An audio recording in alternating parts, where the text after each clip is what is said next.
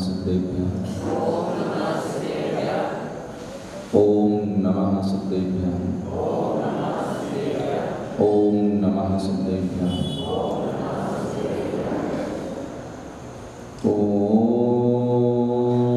ओंकारबिंदु संयुक्तं नित्यं ध्यायन्ति योगिनः कामदं मोक्षदं चैव ओंकाराय नमो नमः।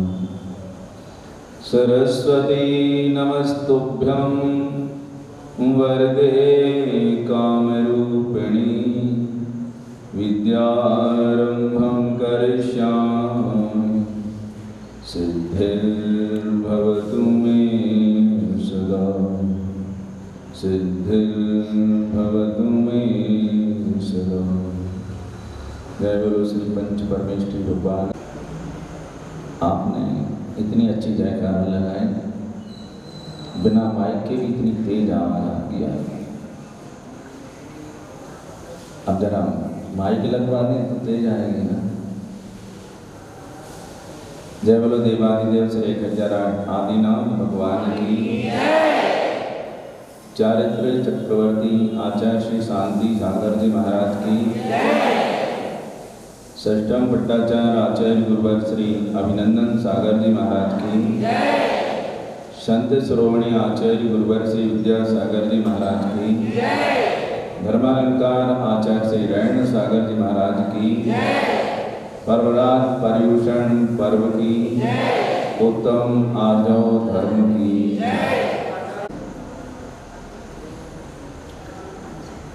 एक राहगीर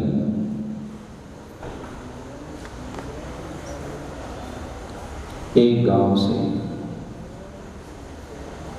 चलकर के अपने गांव अपने घर पहुंचना चाहता था। रास्ते में बड़ा बियाबान जंगल था।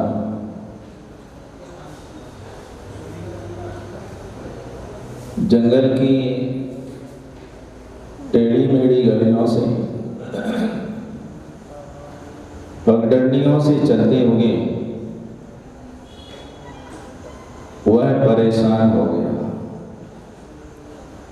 क्योंकि उसे अपने घर जाने का रास्ता नहीं मिल रहा था। बहुत कोशिश की उसने,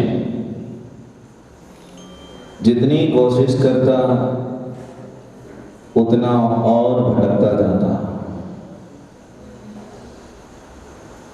पगडंडियां जरूरी नहीं है कि आपको आपकी मंजिल तक पहुंचाए। राजमार्ग से चलने वाले लोग कभी भटकते नहीं हैं, लेकिन जंगल की पगडंडियों से चलने वाले मंजिल तक पहुंच भी नहीं पाते। वे उस जंगल में ही भटक जाते हैं, परेशान होते हैं। वह राहगीर भी चलते चलते थक गया, परेशान हो गया। धूप भी बहुत तेज लग रही थी।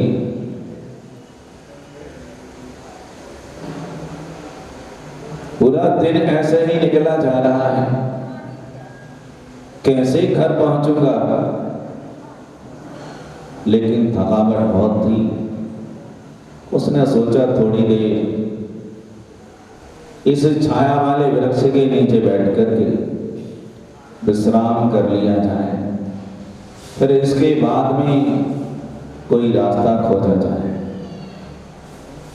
वह राहगीर एक वृक्ष के नीचे आकर के बैठा।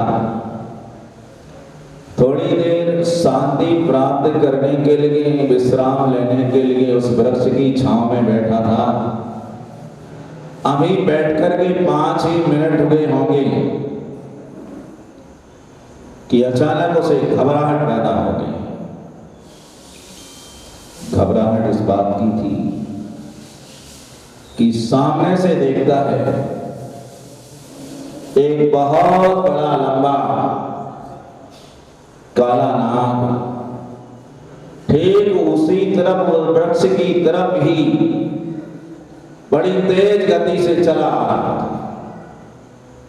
अब तो राहगीर को घबराहट होने की स्वाभाविक है कि होगी घबराहट। अपने पास यदि सांप आ जाए, ये तो छोड़ो, सपने में भी आ जाए तो वहां भी घबराहट हो जाती है, हाथ पैर हिल जाते हैं।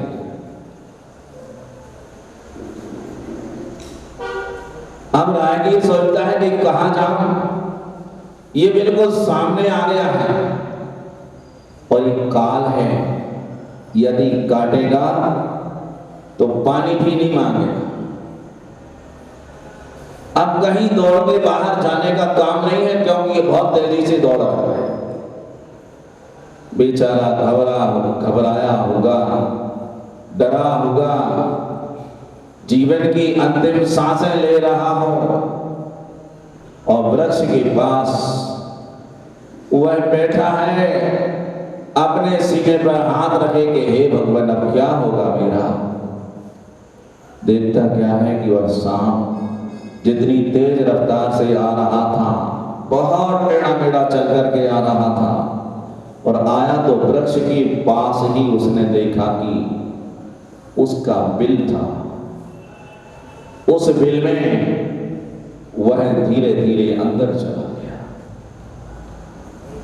सांप जब उस बिल में चला गया तो उस राहगीर की तो जान में जान आई, प्राण बचे। लेकिन एक बात की उसे प्रसन्नता हुई, उस सांप को अपने घर में प्रवेश करते हुए देख करके उसे अपने घर जाने का रास्ता मिल गया। कैसे मिला? प्रसन्नता तो आपने जाहिर कर दी, लेकिन मिला कैसे? जब वह सांप चल रहा था, उस वृक्ष की तरफ आ रहा था, बहुत तेज गति से चल रहा था, तो उस समय उसकी चाल ऐसी टेढ़ी मेढ़ी। सांप कैसे चलता है? ऐसा लहराता हुआ जाता है।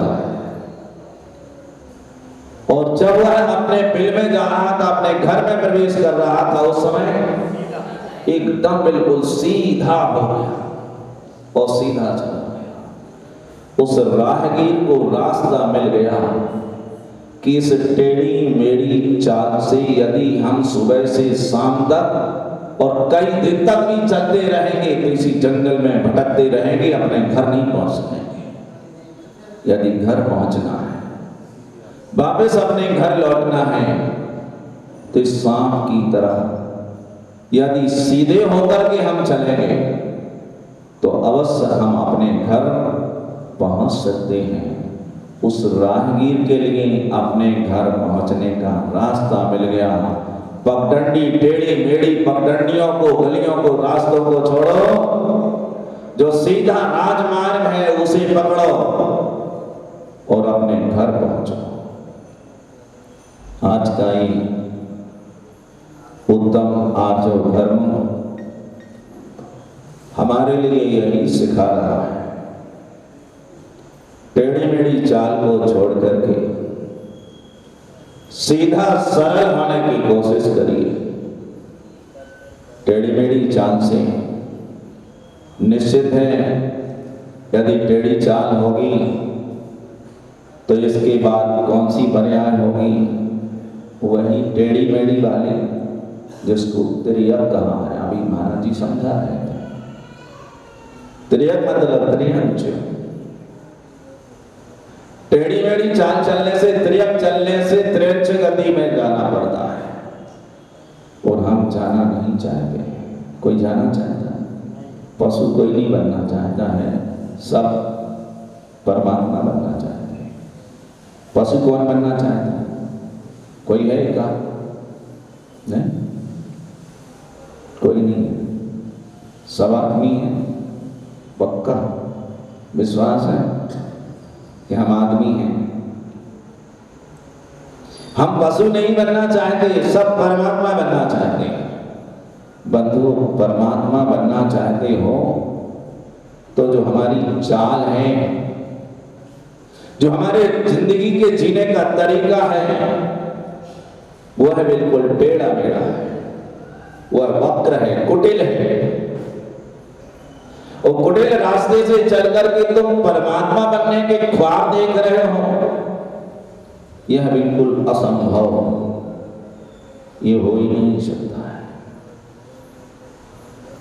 जिसका जीवन टेढ़ा मेढ़ा है, कुटिलताओं से भरा हुआ है, वक्रता जिसके हर एक जीवन के अंश में समाई हुई है, वह व्यक्ति नियम से पशु परिहार को ही प्राप्त करेगा, परमात्मा नहीं बन सकता है।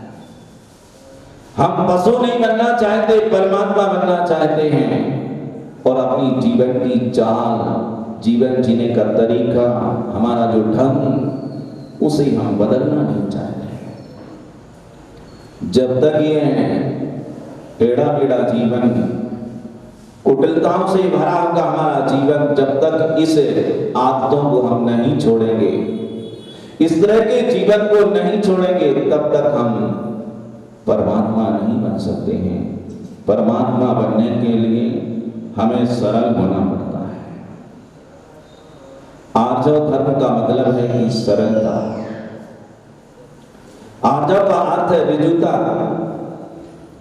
आर्जव का अर्थ है भोलापन, आर्जव का मतलब है सीधापन, आर्जव का अर्थ है निष्कपटता। यदि हमारे जीवन में आती है तो अवश्य फिर परमात्मा बनने में देर नहीं है। देर तो वहां पर है, देर क्या वहां अंधेर है। और एक जिंदगी का कई कई जिंदगी गुजार दो, लेकिन जहां पर छल, कपट, वक्रता, टेढ़ापन, ठगाई, धोखा देना, कुटिलता, वंचना, ये सारी एकार्थ राशि हैं, जितने शब्द मैंने बताए हैं, सब एक मात्र मायाचार के ही ये परिवार के लोग हैं, उसकी ही ये परिणतियां हैं, इसलिए एकार्थक शब्द हैं सब। जब तक ये हमारी जिंदगी में प्रवेश पाए हुए हैं, स्थान पाए हुए हैं, तब तक हम इस संसार से मुक्त नहीं हो सकते। ये चतुर्गति संसार से, इन दुखों से यदि मुक्त होना है तो ऐसे टेढ़ेपन को, कुटिलता को, धोखाधड़ी को, छल कपट को छोड़ना होगा, जीवन को सरल बनाना होगा, सीधापन हमारे जिंदगी में आना चाहिए, भोलापन होना चाहिए। बंधुओं, यही वास्तव में आर्जव धर्म है। आचार्यों ने, आचार्य पूज्यपाद स्वामी ने इस आर्जव धर्म के बारे में कहा, योगस्य अवक्रता आर्जवम। योगों का सरल होना, अवक्र यानी वक्रता रहित योगों का होना, इसको ही आर्जव धर्म कहा है। योग मतलब मन, वाणी और शरीर की जो इसके निमित्त से जो चंचलता होती है, जो स्पंदन होता है, उसके लिए ही योग कहा है। मन की निमित्त से होने वाली चंचलता को मनोयोग कहा है। वचन के निमित्त से होने वाली चंचलता को वचन योग कहा है। उस शरीर के निमित्त से होने वाली चंचलता को काल योग कहा है। जहां पर हमारा मन, वाणी और शरीर, इसमें टेढ़ापन है, वहां तक संसार ही है, वहां संसार के अनंत दुख ही हैं। और जिसने इस मानव वाणी और शरीर के टेढ़ेपन को छोड़ा और सरल होने का प्रयास किया, वही व्यक्ति आर्जव धर्म को प्राप्त होते हैं। आर्जव आर्जव धर्म सरलता का ही नाम है। जितने हम सीधे सरल होते चले जाएंगे उतना उतना आर्जव धर्म हमारे जीवन में अवतरित होता चला जाएगा। धर्म का आचरण करें, लेकिन धर्म का आचरण करते हुए अपने मन, वाणी और शरीर पर जरा एक नजर जरूर रखते रहना चाहिए। यदि उन पर एक नजर हमने रखी और वो हमारे अनुकूल हैं तो हमारा धर्म का आचरण बिल्कुल सही है, आत्मा के भले के लिए है, परमात्मा पद को प्राप्त कराने वाला वह धर्म का आचरण है।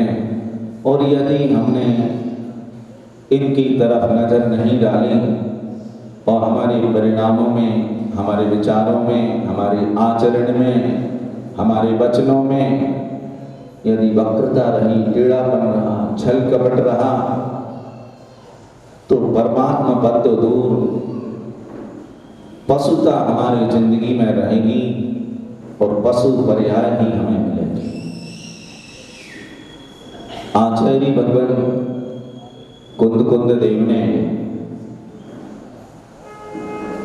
अपनी वारसाणुवेक्षा नामक एक ग्रंथ में इस आर्जव धर्म के बारे में उन्होंने कहा, मोद्दोण गुडिल भावम निर्मल हृदयेन चरति सो समणो अज्जव धम्मम सहियो दस्स दोषम भवदीर्णीमेण। आचार्य भगवान कहते हैं कि मोद्दोण कुटिल भावम, जो कुटिल परिणामों को छोड़ करके, कौन से परिणाम, कौन सी परिणाम, कुटिल छल कपट माया चाल वाले जो परिणाम हैं, ऐसे कुटिल परिणामों को छोड़कर निर्मल हृदयेन चरति सो समणो, जो निर्मल हृदय से धर्म का आचरण करते हैं, बेश्रवण अज्जव धम्मम सहियो, उन बेश्रवण आर्जव धर्म से सहित हैं, दस्स दोषम भवदीर्णीमेण, नियम से उनके आर्जव धर्म होता है। जो कुटिल परिणामों को छोड़ करके और निर्मल हृदय से धर्म का आचरण करते हैं, उनकी जिंदगी में ही आर्जव धर्म होता है। सबसे बड़ी बात जो कही है कि अपने कुटिल परिणामों को जो भीतर में हो रहे उन्हें पहले छोड़ना पड़ेगा और अपने हृदय को, अपने मन को, अपने विचारों को, अपने परिणामों को निर्मल बनाना होगा। जो निर्मल हृदय से धर्म का आचरण करेंगे उनके जीवन में ही आर्जव धर्म आएगा। हम यहाँ बैठ कर के खूब आर्जव धर्म की पूजा करें, अर्घ चढ़ाएं, लेकिन मन में कुटिलता हो तो, कुटिलता हो तो जैसे आप पूजन के समय दीप जला लेते हैं, जलाते हैं, ये तो परंपरा ही खत्म हो गई। अब तो मुश्किल है कोई एक आध थाली में कहीं किसी ने दीप रखा हो, अब नहीं रखते क्योंकि आलसी लोग हैं, कौन जलाए, कौन करेंगे सब काम, ऐसे ही ठीक है। लेकिन वास्तविकता है कि पूजा में दीप तो होना ही चाहिए, मंगलमय चीज है, उसके बिना पूजा का क्या मतलब। दीप रखते हैं और दीप की जो लौ होती है, यदि जरा सी हवा का हल्का सा झोंका भी आ जाए तो दीपक की वह लौ, उसकी वह ज्योति कैसी होती है, हिलने लगती है और टेढ़ी मेढ़ी हो जाती है, टेढ़ी मेढ़ी हो जाती है। और यदि किसी तरह से कोई बाहरी निमित्त ना मिले, कोई हवा का निमित्त ना मिले, तो वह दीपक की ज्योति एकदम बिल्कुल सीधी होती है। बस पूजा करो, दीपक को देखो, जैसा दीपक जल रहा है बिल्कुल सीधी लौ है, ऐसे ही सीधापन हमारे जीवन में होना चाहिए। और यदि जरा सा बाहरी वातावरण का प्रभाव पड़ा और दीपक की लौ यदि झिलमिला गई, टेढ़ी मेढ़ी हो गई, तो दीपक की लौ में आप कुछ नहीं कर सकते। यदि आप पढ़ना भी चाहो, यदि दीपक की लौ हिल रही है, तो उसके प्रकाश में आप पढ़ नहीं सकते हैं, आप कुछ भी नहीं कर सकते। ऐसे ही टेढ़ी मेढ़ी चाल चलने वाले लोग धर्म का आचरण भले ही करते हों, लेकिन उनका वह आचरण बाहर से धर्ममय दिखता है, लेकिन भीतर में कुटिलता भरी रहती है, छल कपट भरा रहता है। वो छल कपट जहाँ पर भरा होगा हो, वहाँ बाहर का आचरण, वह धर्म का आचरण उसे मुक्ति का लाभ नहीं दिला सकता। मुक्ति का लाभ तो उन्हें ही मिलता है जो भीतर बाहर एक हुआ करते हैं। हमने अपने मन वचन की इस टेढ़े मन को छोड़ करके एक मात्र भीतर बाहर एक होने की कोशिश यदि हमने की, तो अवश्य हम धर्म के आचरण में सफल हैं। वही धर्म का आचरण, वही आर्जव धर्म हमारे लिए सीधे मुक्ति की मंजिल तक पहुंचा सकता है। ये इसी धर्म के में ही इतनी क्षमता है। लेकिन धर्म का आचरण इस छल कपट से मुक्त होना चाहिए, कुटिलता से, वक्रता से मुक्त होना चाहिए, रहत होना चाहिए। टेढ़ेपन से काम नहीं चलता है। टेढ़ापन तो अनादिकाल से रहा। कोई यदि तीर चलाता है, अपने लक्ष्य तक यदि बाण छोड़ता है, तो बाण कैसा होना चाहिए? सीधा होना चाहिए। और यदि बाण टेढ़ा हो तो वह लक्ष्य तक नहीं पहुंच सकता। बाण यदि सीधा है तो जहां तुम लगाना चाहे तो निशाना वहीं जाकर के लगेगा। लक्ष्य प्राप्ति में टेढ़ापन बाधक है। हमें बाण की तरह सीधा होना पड़ेगा, लेकिन बाहर से सीधे और भीतर से टेढ़े, यह तो नहीं चलेगा। जैसा आप पढ़ रहे हैं कि मन में हो सो वचन उचारिए, वचन हो सो तन सो करिए, यह जो आप पढ़ते हैं इसको जरा विचार करो, जीवन में उतारो। हमारे मन, वाणी और शरीर तीनों में एकात्म रूपता होना चाहिए, तीनों में सरलता होना चाहिए, तीनों बिल्कुल एक से होना चाहिए। ऐसा नहीं होगा कि बाहर कुछ और भीतर कुछ और, ऐसा नहीं चलेगा। बंधुओं, आपने खजूर खाया होगा।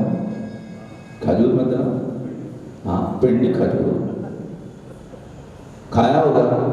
अच्छा लगता है, बड़ा स्वादिष्ट, मीठा, और मुंह में रखो अच्छी, और जोर से अच्छा बढ़िया दबा दो उसको दांत के तले, फिर क्या होता है? जोर से यदि दबा दिया तो देखने में कितना अच्छा लग रहा है, रसीला है, हाथ में लेते तो ऐसा लग रहा है कि बहुत मुलायम दिख रहा है, और मुंह में रखा और दांतों के बीच उसको दबा दिया दांत से, तो ज्यादा जोर से दबाए तो एक आध दांत तो बाहर ही आया। क्यों? क्योंकि उसके अंदर में कुछ और है और बाहर में कुछ और है। बाहर में बहुत मीठा दिखता है, अच्छा मृदु समझ में आ रहा है, अच्छा लग रहा है, लेकिन भीतर में कठोरता है, कड़क है बहुत ज्यादा, अंदर कुछ और है, गुठली बहुत कड़क है। बंधुओं, खजूर की तरह नहीं, खाने में बहुत अच्छा लगता है पिंड खजूर, लेकिन पिंड खजूर की तरह अपना जीवन मत बनाना कि बाहर में बहुत अच्छे दिखें और भीतर में छल कपट भरा हो, तो कहते कोई काम का नहीं, ये बड़ा खतरे वाला है। किसमिस खाई होगी, भाई क्या महाराज जी, अभी तो पर्व चल रहा है तो इसमें तो और अच्छे से खाई जाती है। वो किशमिश, किशमिश कैसी होती है? बहुत अच्छी रहती है, स्वादिष्ट भी, मीठी भी रहती है। हाथ में लो तो भी अच्छी लगती है और मुंह में डालो चबाओ तो भी अच्छी लगती है। किशमिश के भीतर कोई रहता कुछ? हाँ, वो क्या रहता है? क्या रहता है भाई? किशमिश जैसी बाहर में दिखती हैं, जैसी बाहर होती हैं, किशमिश वैसी अंदर में भी होती है। यदि बाहर में मृदुता है, उसकी मुलायम है, तो अंदर में भी वैसे ही मुलायम है और इतनी ही मृदु है, कोमल है। बस किशमिश की तरह हमारी जिंदगी बननी चाहिए। जैसे किशमिश बाहर भीतर एक होती है, ऐसी ही हमारी जिंदगी, धर्ममय जिंदगी ऐसी ही होनी चाहिए कि बाहर और भीतर हमारी जिंदगी एक होनी चाहिए। जिसने इस छल कपट को छोड़ करके सरलतम जिंदगी जीने का उपक्रम प्रारंभ किया, बाहर और भीतर एक जैसा जीने की कोशिश की है, वास्तव में वही व्यक्ति धर्म का सही आचरण करके और अपनी मंजिल तक पहुंच सकता है। बाकी तो मायाचारी आदमी बहुत विशेष ही होता है, और मायाचारी आदमी बाहर से बहुत अच्छा दिखेगा, बहुत सरल लगेगा, विनम्र दिखेगा, जी हजूरी करने वाला मिलेगा, ऐसा परिणाम करने वाला मिलेगा तुम्हारे लिए कि पूछो ही मत। लेकिन बंधु, उसका झुकना भी बड़ा खतरनाक है। यदि वो झुक भी रहा है तो उसका कोई भरोसा नहीं है कि इसके झुकने में, इसकी विनम्र होने में, इसकी जी हजूरी में पता नहीं क्या छुपा है, क्योंकि वह मायाचारी है। और हम मंदिर आते हैं तो कुछ और होते हैं, और मंदिर की देहरी से बाहर हो जाते हैं तो कुछ और होते हैं। हमारे जीवन में दोहरापन है, हमारे जीवन में दोहरापन है। हम मंदिर में कुछ और जीते हैं और मंदिर के बाहर निकलते हैं तो घर में कुछ और होते हैं, दुकान पर कुछ और होते हैं, ऑफिस में कुछ और होते हैं। घर पहुंचे तो पत्नी के सामने बिल्कुल अलग ढंग से पेश आ गई। एक मित्र अपने मित्र से मिलने गया, उसके घर पहुंचा तो सोचा था कि हमारा मित्र बहुत अच्छा है, बड़ा अच्छा कुशल व्यवहार वाला है, हम पहुंचेंगे तो जरूर हमारी आवभगत करेगा। और पहुंचा तो उसके चेहरे को देखा तो ये तो देख के दंग रहेगा कि ये क्या मामला है, ऐसा तो कभी देखा ही नहीं था इसको। लेकिन फिर भी जाकर के उसके पास बैठ गया। जब उसकी पत्नी वहां से थोड़ी अंदर चली गई तो उसने पूछा, भैया ये बात क्या है यार, समझ में नहीं आया। जब तुम ऑफिस में मिले थे तब तो बहुत बढ़िया थे, अच्छे बोलते थे, अच्छी बात करते थे, बड़ा अच्छा आपका मधुर व्यवहार था, और आज आपके घर में आया और आज क्या हो गया कुछ समझ में नहीं आ रहा है। बोले चुप रहो, तुम नहीं जानते, मैं तुमसे जब मिला था बिल्कुल सही था, लेकिन घर आया और यदि यहाँ पत्नी के सामने थोड़ा सा भी यदि मुस्कुरा दिया ना तो अब ये फरमाइश हो जाएगी, वो अच्छी नई वाली साड़ी आई है उसको खरीद के लाना। यहाँ ऐसा चेहरा बना के रखना पड़ता है, घर पत्नी के सामने ऐसा बना के बैठना पड़ता है, नहीं यदि अच्छे प्रसन्न हो जाओ तो पता नहीं क्या क्या मांग चालू हो जाए।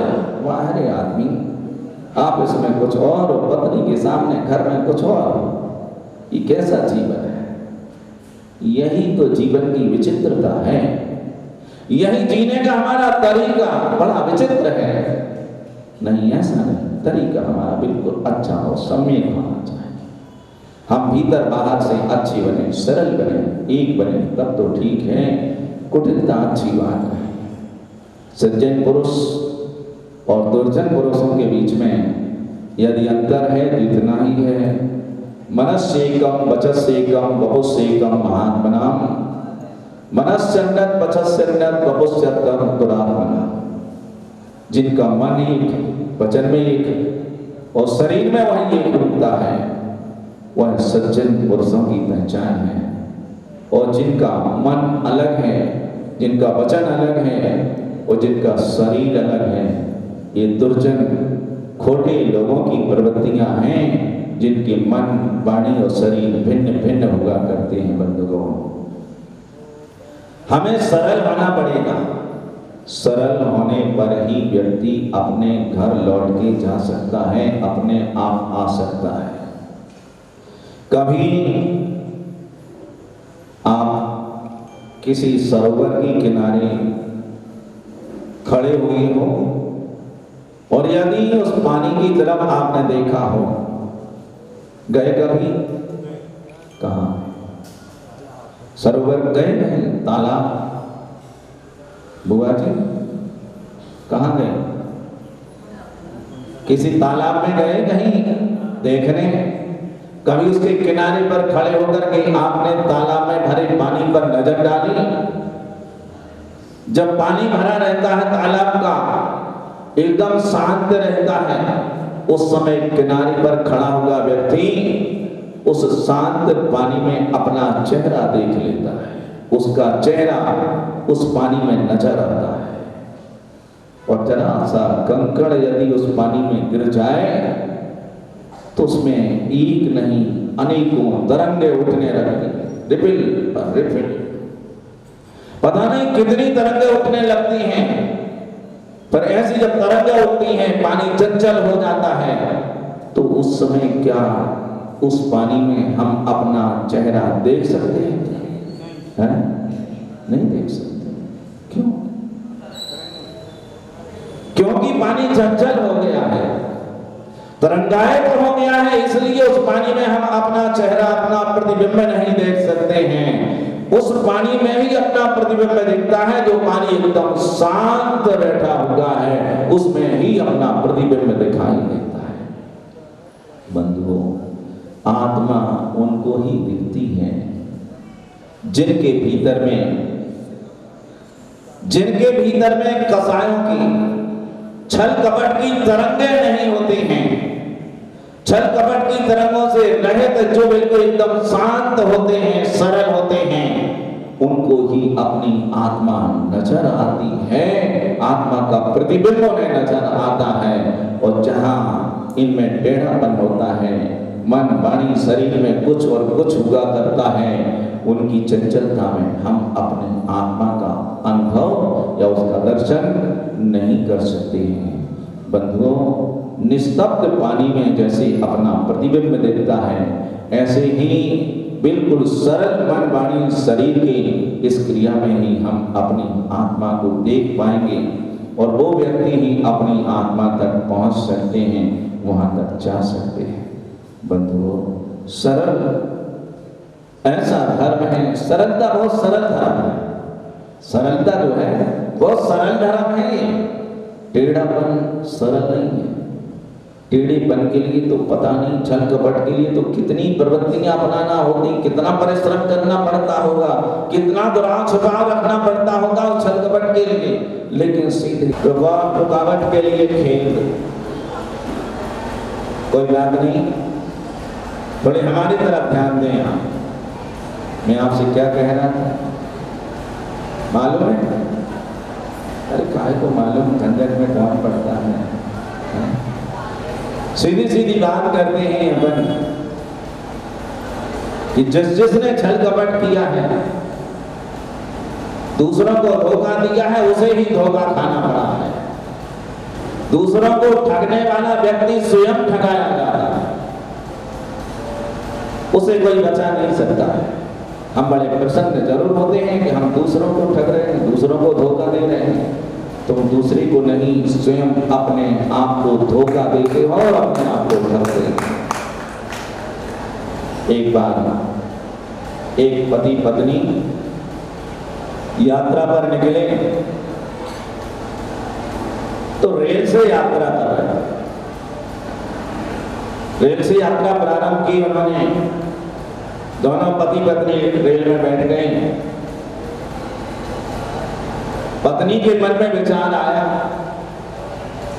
बहुत वर्षों से सोचती रही, सुना है कभी के रेल में एक जंजीर होती है और जिसको खींच लेने के बाद ये रेल रुक जाती है, लेकिन मैं सोचती रही कि इतनी बड़ी रेल और ये छोटी सी जंजीर से कैसे रुकती होगी, विश्वास नहीं होता। कभी ट्रेन में बैठने का अवसर नहीं आया, इस बार ट्रेन में बैठने का मौका मिला है तो उस पत्नी को मन में आया कि आज क्यों ना हो, आज जंजीर खींच करके देख तो लेंगे कि ट्रेन रुकती कैसे है। उसने अपने पति से कहा कि मेरी बहुत दिनों की इच्छा है कि मैं जंजीर खींचना चाहती हूं। उसके पति ने समझाया, पागल हो गई है क्या, ऐसा मत कर, यदि तूने जंजीर खींच ली अभी टीसी आएगा और 500 रुपए का जुर्माना बना देगा। उसने कहा कुछ भी हो, जंजीर तो खींचना है। और रही बात 500 रुपए की, सुबह अपनी तरफ से अपने जेब से निकाल के देते, लेकिन जंजीर जरूर खींचूंगी। फिर उसने एक तरीका बताया, एक काम करते हैं, ये 500 रुपए हैं, 250 तुम रख लो, 250 मैं रख लेती हूँ। जब टीसी आएगा और मांगेगा तो बता देना हमारे पास 250 ही हैं, तो अपना काम 500 में से 250 में काम चल जाएगा, 250 बच जाएंगे। कैसी कैसी विचित्रताएं हैं आदमी की, कैसा ठगने का तरीका देखो, उसको धोखा देने का तरीका देखिए। और आखिर उसने, उस महिला ने जंजीर खींच दी और जंजीर खींची और ट्रेन रुकी। और जंजीर खींचने के बाद टीसी को मालूम हो गया कि कौन से डब्बे में जंजीर खींची गई है, वह सीधे आत्मा था। ये लोग दोनों चुपचाप बैठे। टीसी आया और उसने देखा कि जंजीर कहां से खींची, तो दोनों बैठे थे। इनसे पूछा, क्यों तुम लोगों ने जंजीर खींची? तब तक तो उस महिला के मन में और परिवर्तन आया। अभी तो 250 बचाने का आया, अब पूरे 500 बचाने का मन में विचार आया। उसी डिब्बे में बर्थ पर एक आदमी लेटा हुआ था, जो सोया नहीं था लेकिन सोने जैसा बहाना किए हुए पड़ा हुआ था और इनकी सारी बातें वह सुन रहा था। जब टीसी ने पूछा कि जंजीर किसने खींची, तो उस महिला ने धीरे से इशारा किया, कहा ऊपर जो बर्थ पर लेटा है ना, उसने। टीसी ने उस आदमी को उठाया, बोले क्यों तुमने जंजीर खींची? तो बोला जी साहब हमने जंजीर खींची है। टीसी ने उस आदमी को उठा करके पूछा